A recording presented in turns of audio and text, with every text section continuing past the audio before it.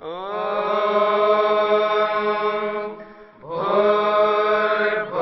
स्वः तत्सवितुर्वरेण्यं भर्गो देवस्य धीमहि धियो यो नः प्रचोदयात्।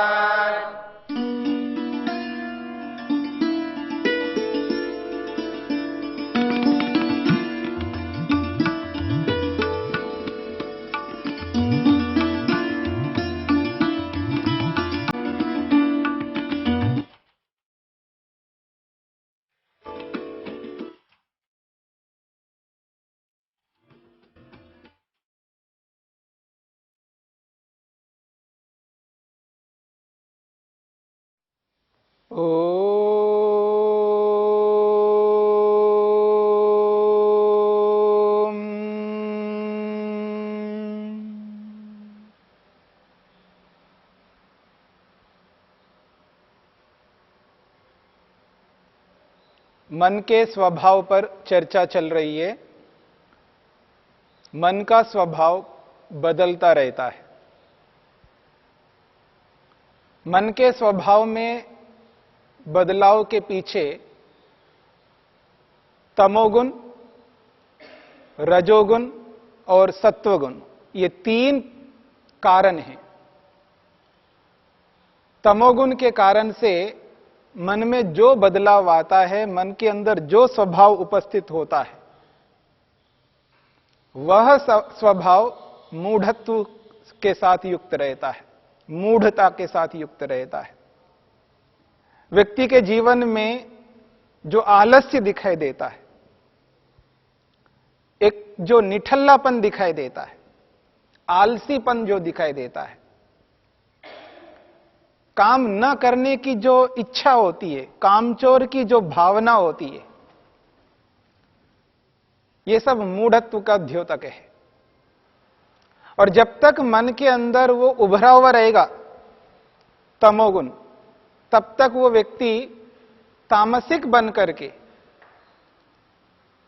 जो भी व्यवहार करता है, उस व्यवहार का नाम है अधर्म। जो भी कर्म करता है वो पाप से युक्त होगा, अज्ञानता से युक्त होगा और अवैराग्य से युक्त होगा। ऐश्वर्यों के होते हुए भी उन ऐश्वर्यों का उपभोग, प्रयोग वह व्यक्ति नहीं कर सकता, क्योंकि अधर्म के साथ जुड़ा हुआ है। तो वो ऐश्वर्य के होते हुए भी वो अनैश्वर्यशाली बनता है। ये तमोगुण के उभर करके आने पर यह स्थिति होती है। उसके विपरीत जब रजोगुण उभर करके आता है, तो ऐश्वर्यों को चाहने वाला होता है। और अधिकांश समय मन के अंदर रजोगुण उभरा हुआ रहता है व्यक्ति के अंदर। जो सर्वथा अधर्म करने वाले होते हैं, जो चोर होते हैं, डाकू होते हैं, लुटेरे होते हैं, सर्वथा जिनको अधर्म करना होता है, वो अधर्म ही करते जाते हैं। बीच बीच में उनके अंदर धर्म उत्पन्न होता है। जब वो मां के साथ, माता के साथ, पिता के साथ, पत्नी के साथ, अपने बच्चों के साथ या अपने गैंग के लोगों के साथ जब जुड़ते हैं, तब उनके अंदर धर्म रहता है। उनके साथ उचित व्यवहार करेंगे, नहीं तो वो उनका जो समुदाय है वो बिखर जाएगा। उसके अंदर वो जो मातृत्व उत्पन्न हो रहा है, जो पितृत्व उत्पन्न हो रहा है, वो धर्म के कारण से, वो कभी कभी उसके अंदर धर्म उत्पन्न होता है। दूसरी ओर जो रजोगुण से युक्त होते हैं, जो ऐश्वर्यों को चाहते हैं, तो अधिकांश समय मन के अंदर रजोगुण उभरा हुआ रहता है व्यक्ति के अंदर। इसलिए उठने से लेकर के, प्रातःकाल उठने से लेकर के जब तक रात्रि में वो शयन में, सोने में नहीं जाता, तब तक वो ऐश्वर्यों को चाहने के लिए ही मेहनत करता है, ऐश्वर्यों के ही पीछे रहता है। अधिक से अधिक धन प्राप्त करने, अधिक से अधिक भूमि, धरती को प्राप्त करने और विभिन्न संपत्तियों को एकत्रित करने में उसका दिमाग लग रहा होता है, उसकी बुद्धि लग रही होती है, उसके विचार उसका सारा का सारा सोच उस ऐश्वर्य को ध्यान में रख करके होता है, वो रजोगुण के कारण से। और जैसे ही सत्वगुण उभर करके आता है मन के अंदर, वो सत्वगुण व्यक्ति को धर्म करने के लिए प्रवृत्त करता है। ऐसा कर्म करूं जिससे मेरा बड़ा धर्म हो जाए, बड़ा पुण्य हो जाए, बड़ा उपकार हो जाए, मेरे को मिले नहीं मिले, इन सबको मिलना चाहिए, उनको मिलना चाहिए, उनको मिलना चाहिए, सबको मिलना चाहिए, मेरे को मिले ना मिले।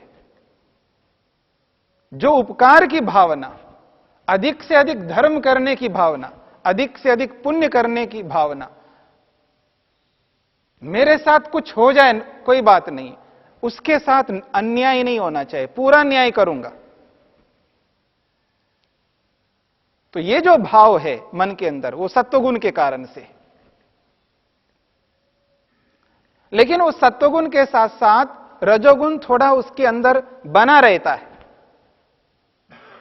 धर्म करता हुआ, ज्ञान को प्राप्त करता हुआ, वैराग्य की ओर अग्रसर होता हुआ, व्यक्ति के मन के अंदर थोड़ा सा रजोगुण रहता है। इसलिए वेदव्यास ने कहा रजो लेश मात्रया, लेश मात्र रजोगुण है उसके अंदर। और कल के प्रसंग में हमने विचार किया रजो लेश मलापेतम, दो स्थिति है, सत्वगुण के साथ में थोड़ा सा रजोगुण उभरा हुआ है, और एक स्थिति है केवल सत्वगुण उभरा हुआ है, स्वरूप प्रतिष्ठम, मन अपने निज स्वरूप में है, जो स्वभाव मन का है उसी स्वभाव में विद्यमान है, शांत स्वभाव में। और थोड़ा बहुत जो रजोगुण की मात्रा उसके अंदर उभरी हुई थी वो हट गई, रजोलेश मलापेतम। वो जो मल है, धर्म करता हुआ, ज्ञान को प्राप्त करता हुआ, वैराग्य की ओर अग्रसर आगे बढ़ता हुआ, धर्म करता हुआ भी उसके अंदर एक मल है, विद्यमान है, वो रजोगुण के कारण से थोड़ा सा। वो क्या चीज है? और जब वो मल हट जाता है तब वो कहता है सत्व पुरुष अन्यता ख्याति मात्रम, सत्व को और पुरुष को दोनों को अलग मानने लगता है, और जब मल रहता है तब अलग नहीं मान पाता है। मां है, माता, उसके सामने दो बच्चे हैं, एक स्वयं का बच्चा, एक दूसरे का बच्चा, दोनों से प्रेम करती है। ऐसा नहीं है दोनों से प्रेम नहीं करती है, अगर खिलाने का समय वक्त आता है दोनों को खिलाएगी। दोनों सोना चाह रहे हैं, नींद लेना चाह रहे हैं, दोनों को सुलाएगी। पड़ोसी का बच्चा उनके घर पे आया हुआ है, पड़ोसी के लोग कहीं बाहर गए हैं, उनके यहां छोड़ करके गए हैं, उस बच्चे का पालन पोषण जो भी करना है वो करती जा रही है, अपने बच्चे का भी कर रही है और दूसरे के बच्चे को भी कर रही है, दोनों से प्रेम कर रही है। रजोलेश मलापेतम एक स्थिति है, रजोलेश मात्रया, थोड़ी सी मात्रा है रजोगुण की, और उस थोड़ी सी मात्रा के कारण से जो अपनत्व है, मेरा बेटा, ये जो अपनत्व है, धर्म दोनों स्थितियों में कर रही है, खिला रही है, धर्म कर रही है, दोनों को भूख लग रही है, दोनों को खिला रही है, दोनों के साथ सेवा समान रूप से कर रही है, लेकिन एक अपनत्व है मेरा। ये जो मेरा अपनत्व है वो है रजोलेश मलापेतम, वो अपनत्व उस व्यक्ति में नहीं रह सकता। और जब वो अपनत्व हट जाता है, उसी के लिए कहा जा रहा है रजोलेश मलापेतम, लेश मात्र यानी बहुत नगण्य जैसा रजोगुण उभरा हुआ है वो भी हट जाएगा, तब ये भाव उस व्यक्ति के अंदर नहीं आ सकते।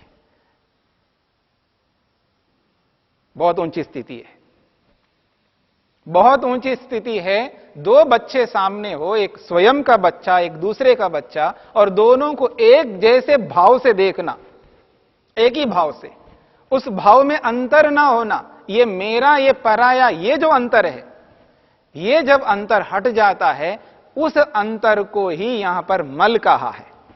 जो अपनत्व भाव है, जब तक वो अपनत्व भाव व्यक्ति के अंदर रहेगा, सत्व पुरुष अन्यता ख्याति मात्रम की स्थिति नहीं आ सकती है।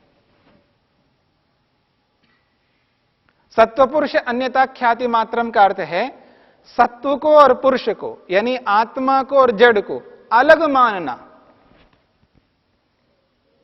जड़ को अलग मानना, नॉन लिविंग थिंग और लिविंग थिंग दोनों को अलग मानना, चेतन को चेतन और जड़ को जड़ मानना, अलग अलग मानना।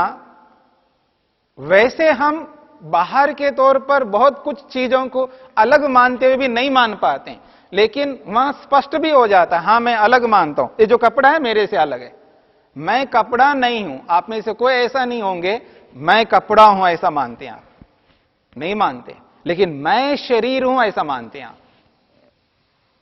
बोलते समय व्यवहार में ऐसा नहीं बोलेंगे मैं शरीर हूं, लेकिन आपकी जो अनुभूति है, आपका जो एहसास है, जो आपका व्यवहार होता है, वो व्यवहार यही कहता है कि मैं शरीर हूं। जब दर्पण के सामने, मिरर के सामने आदमी खड़ा होता है, तैयार होता है, शरीर को तैयार करता हुआ, शरीर को सजाता हुआ, वो यही एहसास करता है, उसकी अनुभूति यही होती है मैं शरीर हूं,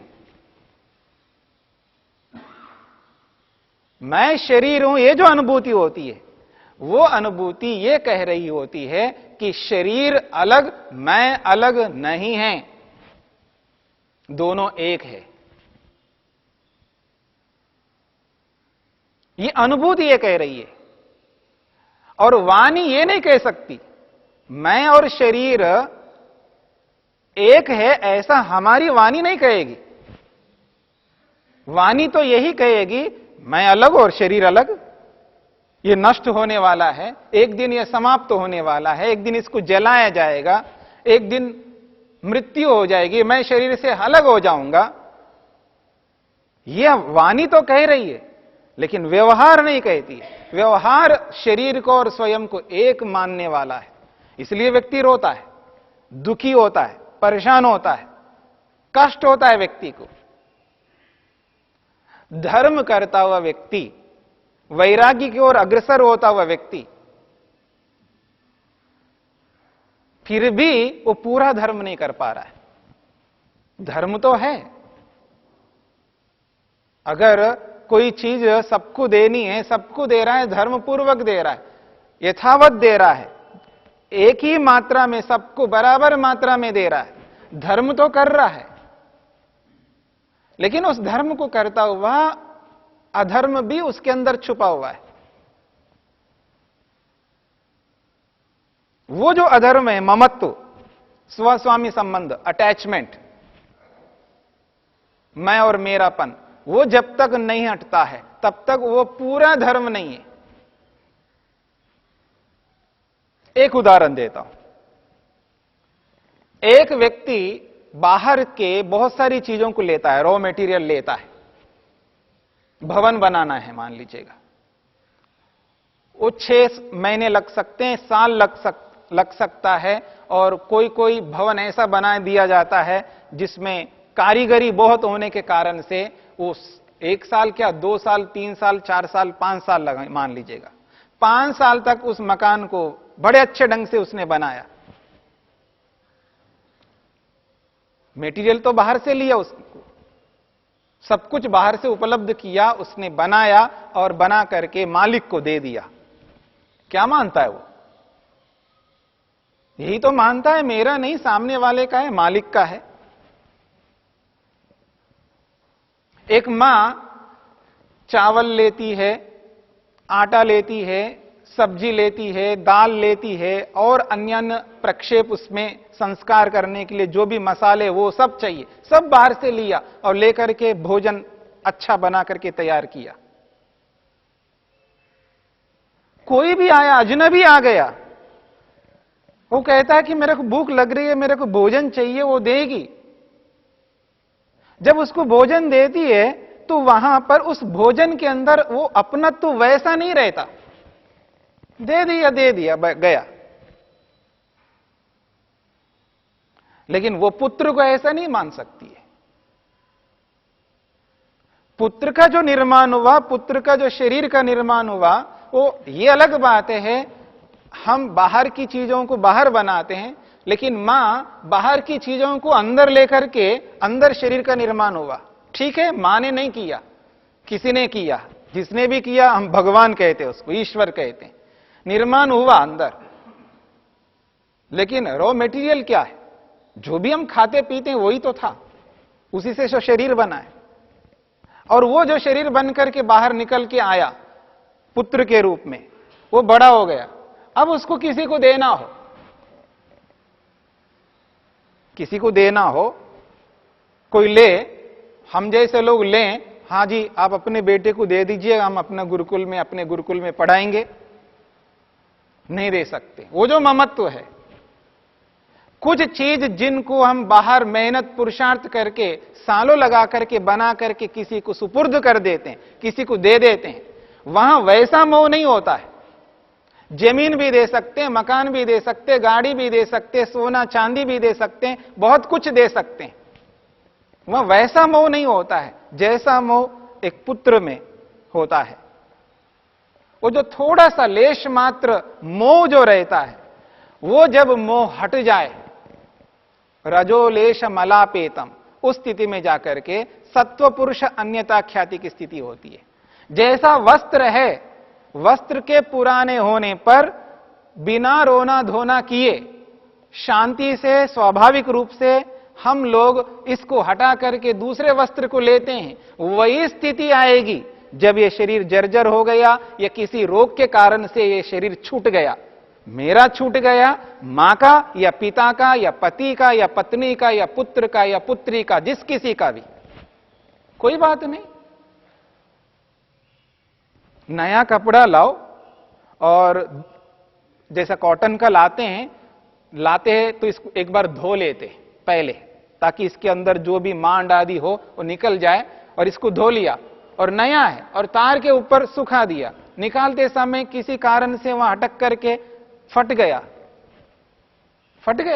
नया है, एक्सीडेंट हो गया, क्या कर सकते हैं? कोई बात नहीं, उसको पता है, कोई बात नहीं, दूसरा कपड़ा ले लेंगे।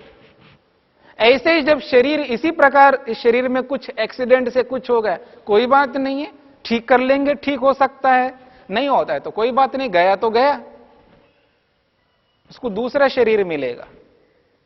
ये जो भाव है, ये भाव व्यक्ति में नहीं आ सकते हैं। अगर जिस दिन आते हैं वो है रजोलेश मलापेतम। वो रजोलेश मलापेतम की स्थिति आने पर ही सत्व को सत्व और पुरुष को पुरुष, यानी जड़ को जड़ और चेतन को चेतन मानेंगे। तो शरीर जड़ है तो इसको जड़ी मानेंगे, मैं शरीर हूं ऐसा हम व्यवहार से नहीं मानेंगे, अलग ही मानेंगे। उस परिस्थिति में व्यक्ति को समाधि लगती है। इसलिए कहा धर्म मेघ ध्यानोपगम भवति, वो धर्म मेघ नामक ध्यान की ओर, समाधि की ओर अग्रसर होता है और धर्म मेघ नामक समाधि को प्राप्त होता है। आत्मबोध के लिए ये धर्म मेघ नामक समाधि है, ये उत्कृष्ट समाधि है। आत्मा को जड़ से अलग मानने की जो उच्च स्थिति है, आत्मानुभूति जिस स्थिति में होती है, वो है धर्म मेघ नामक समाधि, जिसके लिए महर्षि ने बहुत अच्छे शब्दों से कहा है, तत्परम प्रसंख्यानम इति आचक्षते ध्यायिना। तत्परम प्रसंख्यानम, प्रसंख्यानम का मतलब है समाधि, साक्षात्कार। परम प्रसंख्यानम उत्कृष्ट उपलब्धि है, उत्कृष्ट साक्षात्कार है, आत्मा से संबंधित। आत्मा को जब साक्षात्कार होता है, मैं अलग हूं शरीर से, शरीर मैं नहीं हूं, मन मैं नहीं हूं, मन अलग है, मैं अलग हूं, इंद्रियां अलग है, मैं अलग हूं। जो बोध होता है, प्रत्यक्ष होता है, साक्षात्कार होता है समाधि के अंतर्गत, वो प्रत्यक्ष विशेष होता है आत्मा के लिए।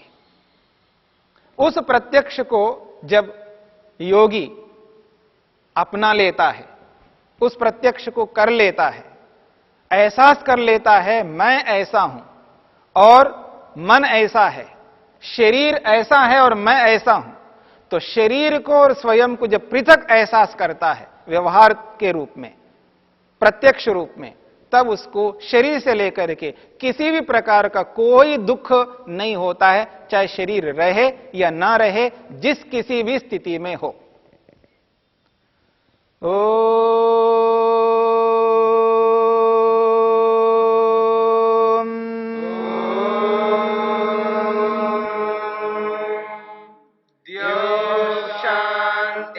शांतिरंतरिक्षं शांतिर्पृथिवी शांतिरापः शांतिरोषधयः शांतिः वनस्पतयः शांतिर्विश्वे देवा शांतिर्ब्रह्म शांति सर्वं शांति शांतिरेव शांति क्षमा शांतिरेधि।